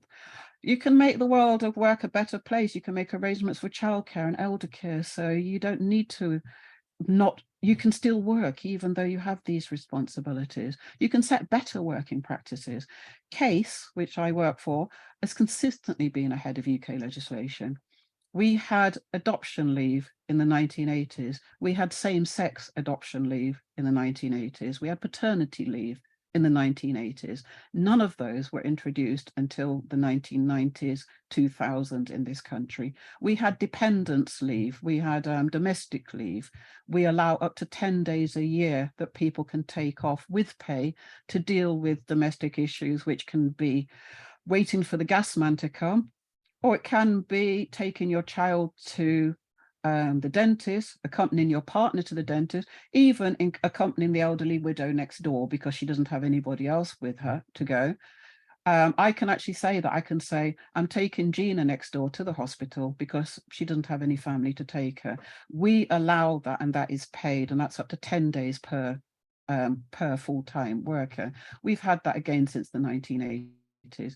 What we said is that we're not just about, co-ops aren't just about setting up organizations that do work. They should be about setting up organizations that do work better. So we've always striven to be better. We have, as a personnel officer, when I was training, my colleagues, my fellow students would say, what do you do about this? What do you do about that? Or what about this new thing the government's just brought in? How are you dealing with it in terms of bringing it in? And I'd say, it's already there. It's been there 10 years. It's already been there. It's not an issue. These are lots of the things that the government brought in, but it's like, yeah, we've had that, been there, done that, it's there. And so it's about thinking out of the box. If you're women working together, why are you working under a male pattern? Why are you just accepting things? Why don't you say, well, how can we do this differently so it fits us? And some of these things have implications. A lot of my students, when I was training to be a personnel officer, would say, doesn't this cost you money? If you allow people up to 10 days, don't they exploit it? Don't you have lots of people who just take it off anyway? And I'd say, no, actually, we don't. People do not exploit it. What they do is they value the fact that it's there, and they only use it if they need to use it. They don't see it as an extra 10 days a year holiday. And they say, what do you do about your churn rate? And I'd say it's very low. Our turnover is very low because we set these practices in place that I described to you earlier. What do you do about your sickness level? Our sickness level is crippling us. And I'd say the biggest problem that I have with sickness in my workplace is there is not a single person I work with who I've not had to send home because they're too sick to be at work. And also, I myself have been sent home by my colleagues because I was too sick to be at work. So if somebody calls in sick, I know they're actually dying. I know they're very, very sick, so we don't have that problem. So I'm not saying it's all ideal, but what I'm saying is that you have that control. You have the control to govern yourself democratically, to give people a voice. As I said to you earlier, a voice was essential for me. I like to have a voice. I like to be involved, participation. I wanted that empowerment. It was important. Local ownership is important, keeping things local. Co-ops tend to be local. They tend to be rooted within the communities that they operate within. They're in Islington, they're in Finsbury Park, they're in wherever, but that's their community and they operate in those communities. They tend to employ people from those communities. They spend money in those communities, so they build those communities. And so they don't tend to just up sticks and say, oh, it's better off over here. Let's go over here. That this authority is going to give us a grant. We'll go there. They tend to stay around. We have cooperatives in Leicester that have been here Shropshire Carers, 29 years, Soft Touch 36, Leicester Whole Foods 36, Mantle Arts 40, etc. I could name you so many, and they once set up, they stay where they set up. Co-ops don't give money to owners and shareholders who are absent from the day-to-day running of the business, which is one of the things that irked me, age 19 at BT, thinking, why am I making this money for you? You don't even know where I work. You don't know what we do. You don't know how hard we work, yet you get the money. And like I said, at 19, I didn't have the words for it, but I knew it wasn't right. So because you're stakeholders, so you reinvest in the business, and they're likely to think, well, what is the impact of what we're doing on our local community? You can send all kinds of rubbish into the rivers if you don't live in that community. But if you live in that community, you know you're going to be killing the fish and the ducks and making that river all sludgy. So you think about what you do more so. You gain skills from running a business, and quite often people volunteer and use those skills to build other democratic structures within the local community, or to be involved in local affairs. Quite often people will end up being local councillors, for instance. And a lot of cooperatives give back to the community in terms of what they do. There are different types of cooperatives, and I'm not going to mention them all. Producer marketing co-ops, most peas that we eat, milk that we drink, Ribena, all the black currants for Ribena, butter that we eat, etc. They probably come from producer or marketing co-ops. They come from farmers banding together at the farm gate to pool their resources, pool their strengths, so they can better negotiate with Asda, Aldi, Lidl, whoever, to get a better deal. That's what producer and marketing co-ops do. A consumer cooperative is the shops, the co-op shops, for instance, where you are a member because you consume what is on sale. A worker cooperative is what I work for. I'm a member because I work for Case. Housing speaks for itself. Financial cooperatives tend to be credit unions. I belong to 2 credit unions. They're for savings and loans. And multi-stakeholders are where different organizations come together to achieve an aim. So I'm sorry if I'm skipping over that, but I'm very conscious of time and how much I can actually put into this. How do you... Sorry, Dorothy, there are 2 questions. Should I just read them out before? Yes, please. Yeah. It's from, I'm just gonna find them again. Where are they? Oh, it's gone. Sylvia, I think Sylvia had 2 questions actually. She wanted to ask you about trade unions and the co-op structure. And also she was wondering about whether the government, academia, school career advisors ever come to you for your advice, and if not, why won't they? Okay. So trade unions. I feel that trade unions and cooperatives go together. Quite often we've had issues with trade unions because sometimes, especially if cooperatives are taking over things that used to be run by local authorities or government, they can be seen to be undermining the workforce, I suppose. So trade unions often object because they say, well, yeah, you're setting up this co-op, but really the government should be doing this. And by you doing it, you're actually helping the government to undermine spaces. And that can be an issue. And I don't know if we have enough time to go into this, but I can say that the relationship between cooperatives and trade unions has not always been easy, because sometimes it can be seen that, why are you doing this? But others, the co-ops would argue, if we don't do this, this facility or service is not going to exist anyway. However, we always advise people to be in trade unions. If I'm to talk personally, I feel that trade unions are essential and that everybody should belong to a trade union. I have belonged to a trade union throughout the entirety of my working life. And people have said, why do you belong to a trade union, Dorothy, if you work in a co-op? Because you have ownership, you have control, you have a voice, you have that democracy, you run the company, you're co-director.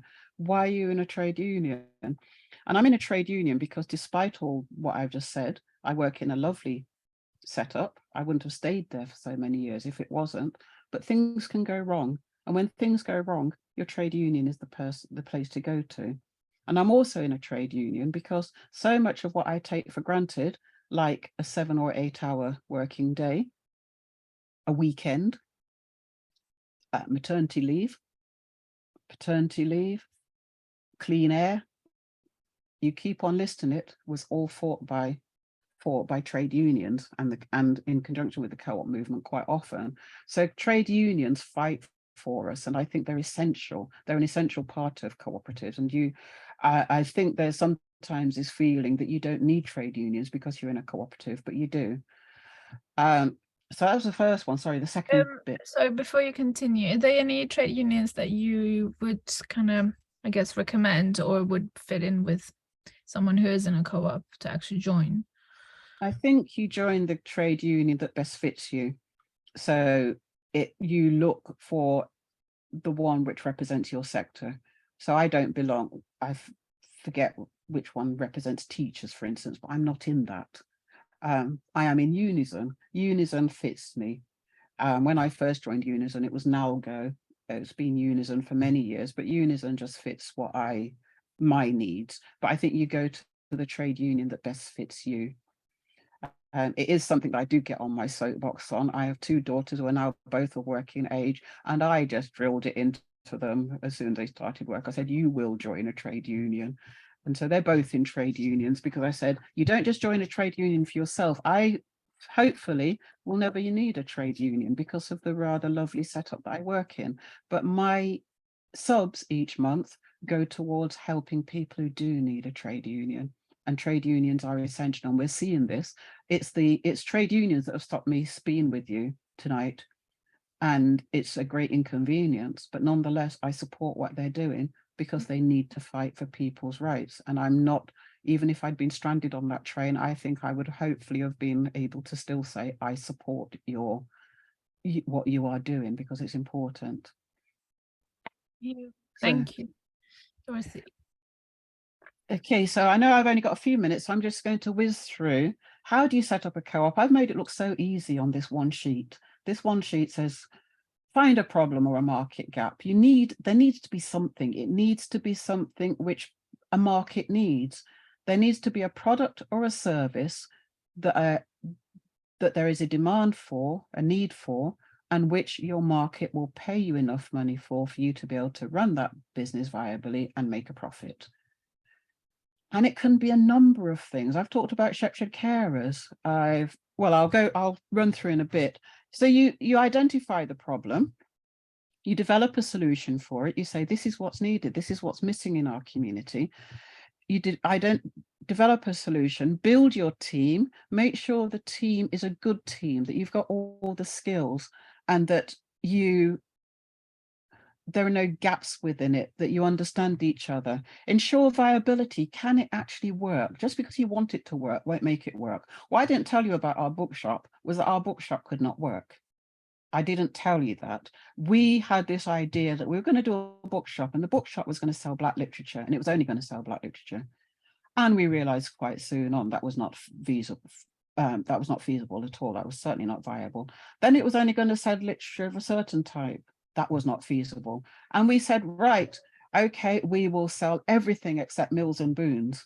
We will not sell Mills and Boons. Mills and Boons books were very popular in the 80s when we were setting up. I tell you, by the time we'd finished doing our feasibility, if we'd needed to stock that shop 80% with Mills and Boons, we would have done. If it meant that with the other 20%, we could reach that target market that we wanted, because there was not the viability in just having a Black bookshop, and the feasibility study showed us that. So that's very important. After that, we drafted a business plan to show what we'd be doing over the next 3 years or so. We agreed our legal structure as a workers cooperative, a company limited by guarantee, under what was called the Leicester model rules. We got the legal documents drafted, register the business at Companies House, get finance. You might think, oh, don't you get the finance before you register the business? But it's important to register the business first, because I talked to you earlier about spreading the responsibility. And if you get the loans before you are a limited company, then you're taking on those loans as Dorothy, Maddie, Sylvia, Helen, etc. if you get that loan as ABC Limited and the company, the lender decides to lend to ABC Limited, then the person taking on those loans is ABC Limited. That company might still consist of Dorothy, Maddie, Sylvia, and Helen, but they stand behind the veil of the company and they have limited responsibility for repayment of those loans. That's very, very important, especially for women going into business. For me, it was a very strong point to know that as a young Black woman without much access to finance or not much ability to repay, to personally repay a loan, it was very satisfying to know that I was not personally responsible. The company was responsible. The limited company was responsible for those loans. So that's why you register the business before you get your loans and grants or whatever, because then that company is responsible for them. And that's a very brief intro, and I'd have to talk to you more about that, but that's essentially quickly how it works. How do you set up a co-op? Be ahead of the curve. Do something different. Complete Wasters, they do environmental management. They were told, don't be bloody stupid. They went to see an advisor and they were told exactly that. Don't be bloody stupid. You're young, bright graduates. That's a stupid idea. Come back when you've got a proper idea. The first time I met Complete Wasters, Deborah Parker, one of the founders, had a red blotchy face. It was obvious she'd been crying. She was crying because they'd taken their idea to another business advice agency and they'd said, we want to set up an environmental management business. We'll take your waste. We will deal with it. We have a zero waste policy. We'll make sure none of it goes to landfill if possible. You will pay us to do that. And the advisor said, don't be bloody stupid. There are these great big holes in the countryside. They're called landfill. You just throw your rubbish in there. Why on earth would I pay you to look after my rubbish? And they said, because UK legislation is soon going to override that and you will have responsibility for your waste right up until the very last moment. So you might as well pay us to deal with it. And he said, can't see that ever happening. Go away, don't be silly. And that's why Deborah had a red blotchy face, because she'd been crying. She came to us and said, will you help us? And we said, yeah. You don't always have to understand the idea, but you have to have a belief in it. Sometimes you need to be ahead of the curve. Shepshire carers in what they do, domiciliary home care. You might think, well, that's not outlandish. There's lots of domiciliary home carers. Lots of people where they go out and they look after people in their homes. Not when Shepshire Carers started it. When Complete Waster started nearly 30 years ago, it was weird. Leicester Whole Foods, oddly enough, they reflect why the original co-op started. The original co-op started because people were not eating well. They were not getting access to whole foods. Leicester Whole Foods started in 1984 for exactly that same reason, because people were not getting access to whole foods. Now the whole foods that you could only buy from Leicester Whole Foods and similar shops are sold in Asda, Morrison's, etc. But they were ahead of the curve. So were Soft Touch and all the other ones that I've put there. African Oasis is a hydroponics business, so they grow food in water, undercover and vertically. What they're trying to address is the lack of space. They're trying to address climate changes. Climate change is going to affect a lot of our crops. They will simply not grow in fields anymore because it will be too hot, too dry, too wet, too windy, and it's going to cause food crisis. African Oasis is addressing different ways of growing crops so that we can continue to eat. So you need to be ahead of the curve, or not always. A lot of the co-ops that we set up are not ahead of the curve. They're just doing what others are doing, but they're doing it better, or they're doing it more inclusively, or they're looking at people with disabilities, or people who have mental ill health, or inadequate access to education, etc., etc. And they set up businesses like the ones below, cafes, restaurants, law service, etc. They're doing exactly, none of those are innovative, none of those are ahead of the curve, but where they're ahead of the curve is the way they do it, is that their accountants are different, their law service is different in the way they address things, in who they employ, how they reach out, their pricing structure, etc. So you don't always need to be new and innovative. Focus on ethics. Make that a prime feature. That can be a money maker. The Co-op Bank, when they said we're not going to invest in arms, drugs, tobacco, many other things. They said, if your business is in those areas, please take your business away. Please leave our bank. You have a year to leave our bank. Now, you'd think that would be a business shooting themselves in the foot, saying to major players, saying to Rothmans, don't bank with, you make cigarettes, don't bank with us anymore. Go away. Actually, they attracted much more business than they lost. So they told people, please take your business away. We will only deal in ethical business. And that made the bank a lot more attractive to hundreds and thousands of people who shifted their accounts to the Co-op Bank because of that. The Just Fair Trade Shop has operated for 25 years in Leicester. They trade fairly with the people who make their products in Pakistan, Cambodia, wherever. The Co-op has always tried to be ethical. They were set up on a point of ethics. And they were the first supermarket to ban eggs from caged hens. Sometimes your ethics can get in the way of your profits. There's not so much of a massive difference between price difference between eggs from caged hens and eggs from free range hens anymore. But at the point when the Co-op made this decision, there was a massive difference, and there still is a difference. I took a photo the other day in Aldi, I think it was, and there's still a huge difference. You can still buy eggs from caged hens, and there's a big price difference still between those eggs and free range eggs.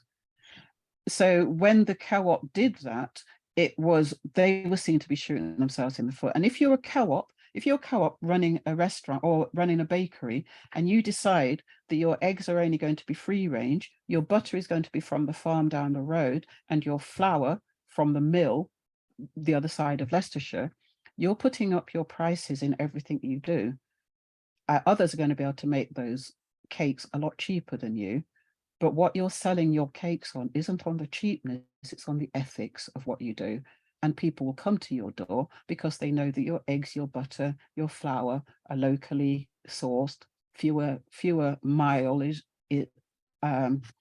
road miles, and also the animals haven't been treated badly. So ethics is something that you can actually sell on.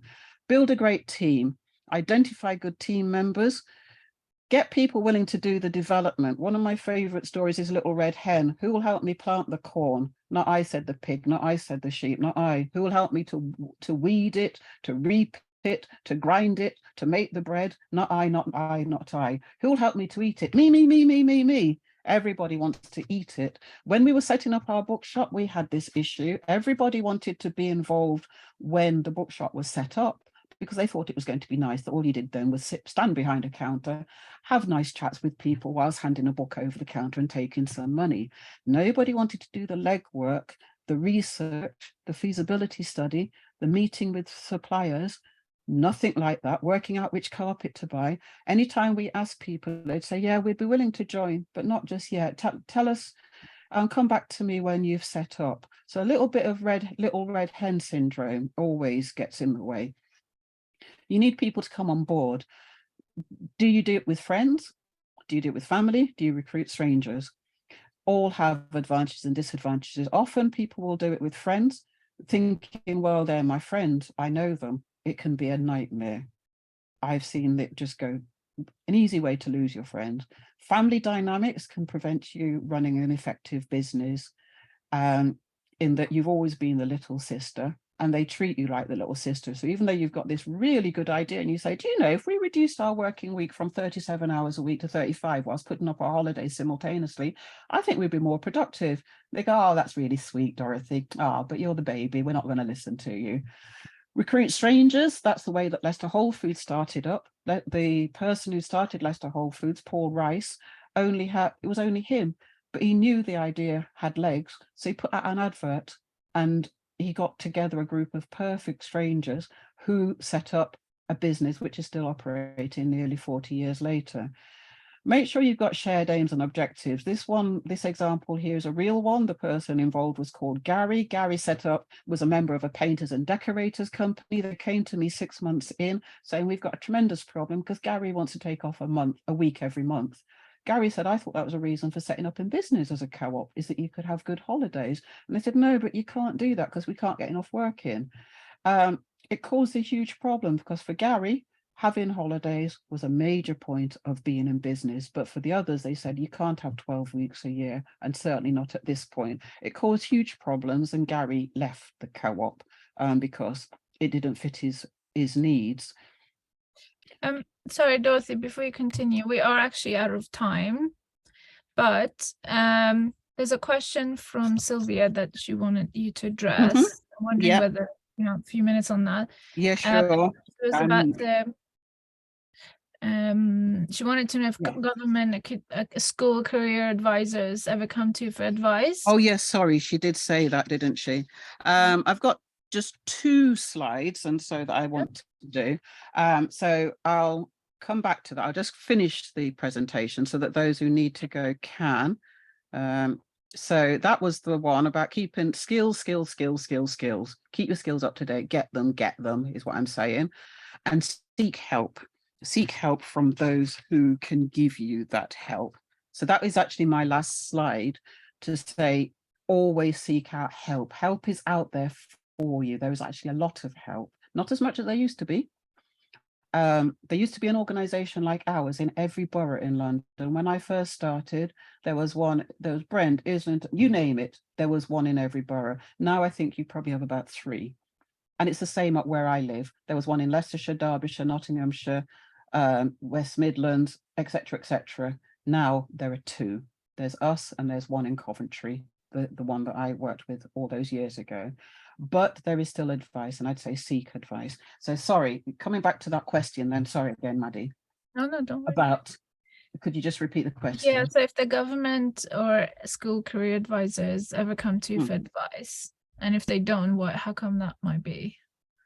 I think they don't, because in this country, I don't think we have really embraced cooperatives the way we should do. This is a real bugbear of mine. I spoke at the Cooperative Party conference in Leeds a few weeks ago, and this was one of the things I mentioned, the fact that we are the home of the cooperative movement in this country. I've talked to you about the Rochdale principles. I've just flung them out and mentioned them. The Rochdale principles is what some people colloquially call the 7 internationally agreed principles that I put up on the screen a while back.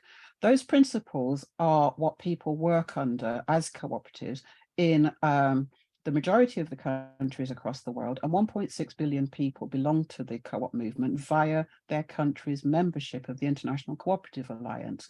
So the thing about cooperatives is that wherever you are, whether you're in Nigeria, New Zealand, Australia, Jamaica, Sweden, France, the UK, Canada, if you say cooperatives, then people know what you mean by cooperatives, because they know that you mean those 7 principles and the underlying ethics. That is just, I was going to say it's an unwritten rule, it's a written rule. That is what cooperatives are across the world.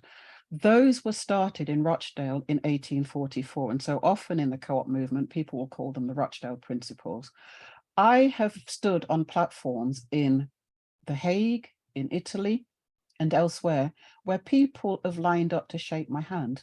Not because I made a brilliant speech, although obviously I did, I would hope, not because that, but simply to shake my hand because I come from England. I've had people say, I want to shake your hand because you're from the home of the Rochdale principles, the Rochdale pioneers. You are from the UK, where the co-op movement started. And I stand there on these platforms in Rome, in Florence, wherever, and I think, how come I'm getting this response in Italy, yet in the UK I'm still having to talk about co-ops? And the answer to Sylvia's question is no, they don't approach us as much as they should do, and no, they still haven't put it on the curriculum. If I had my own way, children at school would learn about cooperation in the same way they learn about capitalism. Now you might argue, oh no, they don't teach my kids capitalism at school. Yes, they do. They teach it by default. They teach kids capitalism. They teach kids capitalism as the way forward, as the default mechanism for running the world. They should learn cooperation. This is what I argued on the platform in Leeds a few weeks ago, that we should have cooperation embedded right from primary school level through secondary school into secondary education into university. You shouldn't have people like me who, despite wanting cooperation, I was nigh on 23 before I even heard the word or heard the fact that it was possible. Once I heard the fact it was possible, it completely diverted my life. It put me on a different path because I knew that was the only path for me. I've never worked outside of the cooperative movement since. So no, they don't come to us. Not very often. Occasionally we run. I'm a lecturer at the Wolverhampton University, run a module each year on social enterprise and cooperatives. But that's because they have put that in and they're forward thinking. I've done it for De Montfort University. I've done it for the local college, but it's all ad hoc and one-off. It's not part of the curriculum. And so that's something we need to work on if we are to make cooperatives strong and viable in this country and make them the system that they should be. Make them the system that other people in other places think. You know, I feel a fraud when people in Italy are lining up to shake my hand and say, you're from the home of the Rochdale pioneers. And I think if only you knew how little focus we get in our own country. But we need to develop that. It's something we're looking at in the Co-op Party. I'm a member of the Co-op Party, and it's something that we want. We're aiming to develop the Co-op Party twofold over the next few years. My assertion at the conference was that we're not aiming high enough. I think we should be aiming to develop it tenfold, and it won't have the impact it needs to have until it's developed tenfold. So that's where I'm going. I'm not giving up. I know it was said earlier about, you know, sometimes, you know, you think, can you actually get past the legislation? Yes, we will, and we will develop it tenfold. So I am very much aware that we've gone over time now. I did finish. I completed the presentation. Hopefully I've covered what you wanted within that.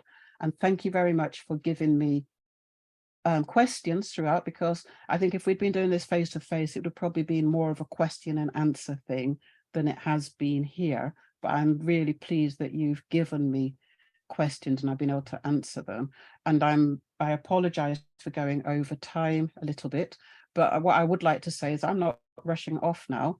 When I was coming down to you physically, I'd actually allowed, my train wasn't till 10:30. I knew that the session finished at 8, but I'd set my train to 10:30 to allow time to sit and have a coffee, to chat, because I know that much of the interaction comes afterwards when people are able to come and speak to you and say, what if, and tell me about this. So even though we're not physically together, I'm not rushing off. And if anybody wants to stay and wants to ask questions, then please, I'm not going offline. I'll be here to answer those. Thank you, Dorothy. I think I feel bad that you didn't come because I would have loved us to be in a room together. So I think with Polly, we should reorganize this maybe for next year, because we're looking at doing more programs for COVID Islington, and I think we'd love to have you in the space, and we'll invite everyone who's been attending this one to make sure you come, and we can maybe expand it further and turn it into something where we can do more of a Q&A. I'm just looking, you've got some really lovely comments on here. I know you've been busy talking, so you haven't been looking at the comments, but you got amazing feedback. Everyone's really, really loved everything. I'm just wondering whether, because I actually need to go because I need to pick up my children at 8:30. It's good that they weren't here because I wouldn't have been able to concentrate. So I'm glad that they weren't here. I don't know about you, Sylvia. Helen, Tamsin, how do you feel about sticking around for a bit longer? Because I think if I log out, you all get logged out, unfortunately. Helen says she needs to go, but she'd love to see you in person. So I think we'll invite Helen back. She has it with Principle 6, which work quite closely with Co-operative Islington as well. I think Helen's got a cold, so she hasn't wanted to speak. But I don't know if you can hear me. Yes, we can hear you. Amazing. I can't seem to get my video to work. Hi, everybody, and thank you so much.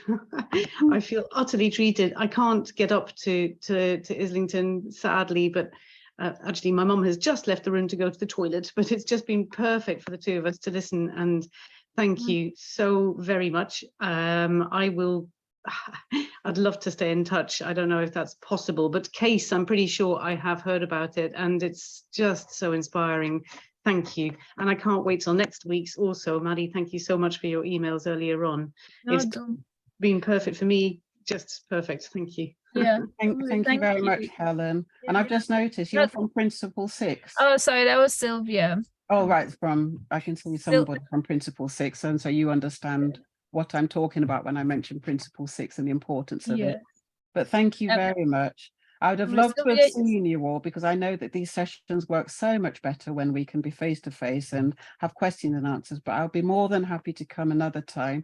And also I want it to be about you. So this time I've kind of like talked to you, but next time, perhaps if you were to submit questions or topics to me, that would allow me to prepare.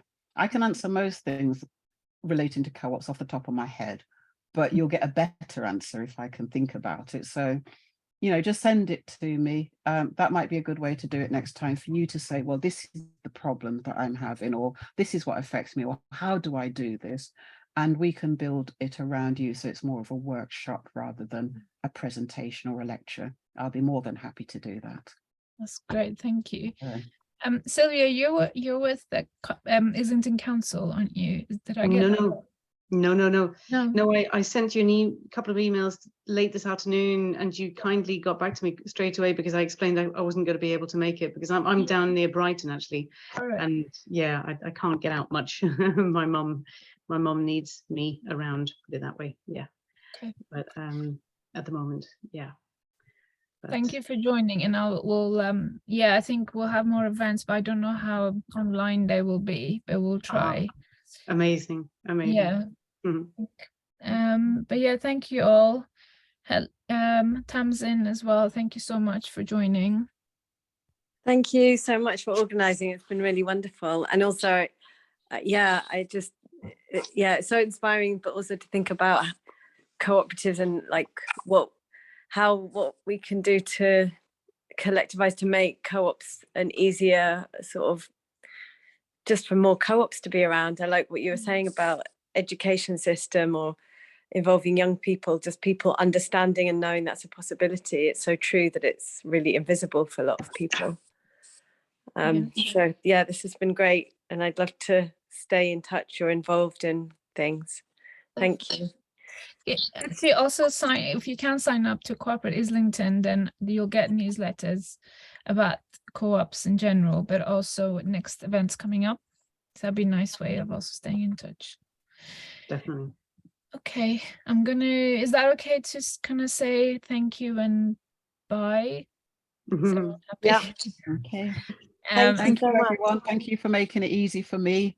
And thank you for your great questions as well. Thanks. No, thanks for your time, Dorothy. It was amazing. Okay, you're welcome. Thank you all. Okay, okay, bye-bye. Bye. Bye. Bye. Bye.